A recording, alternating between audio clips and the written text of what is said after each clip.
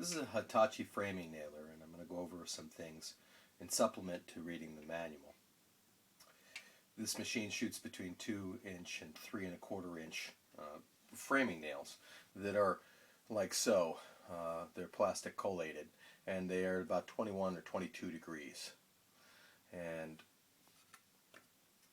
the machine shoots the nails in two different ways, either on a contact actuation method or a single actuation method.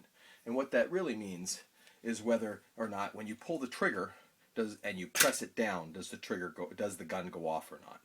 One method requires you to push it down and pull the trigger. The other one allows you to pull the trigger and push it down. Choosing one of those two methods is as simple as switching this small white button from one side to the other. When it's on the right side of the gun, this allows it so that if you pull the trigger and push it, it will fire.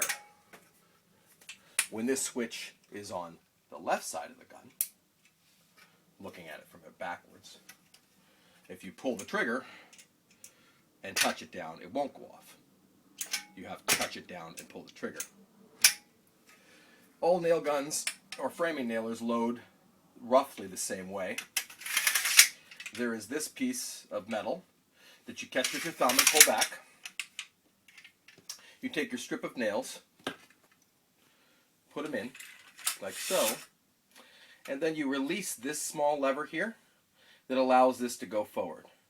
If you let it slam, which is tempting, sometimes you damage this small plastic collation on these nails.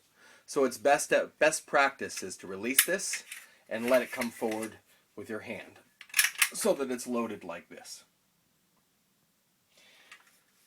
All nail guns, or all guns, air guns, use a hose and a brass connector. Pull back, push on, release, and this gun is now live.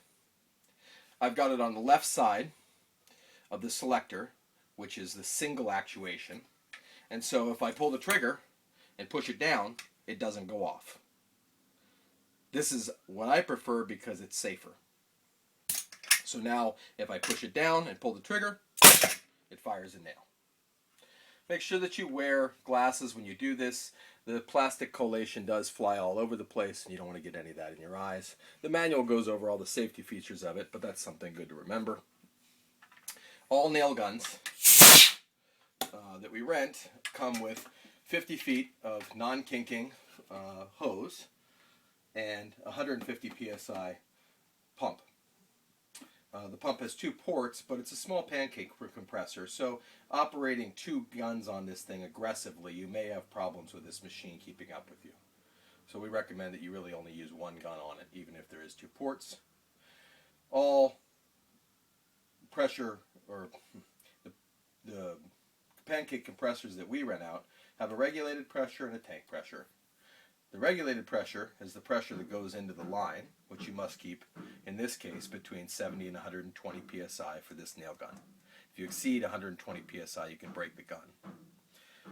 I find most nail guns work happily at 90 psi. The tank pressure is here, and that will keep up at 150 psi, and then it will activate as you drop pressure. Pretty simple, extremely light. It's easy to bring it wherever you want it to go, and you can bring the nail gun to the job site and move it around where you want just by using a small 12-gauge extension cord.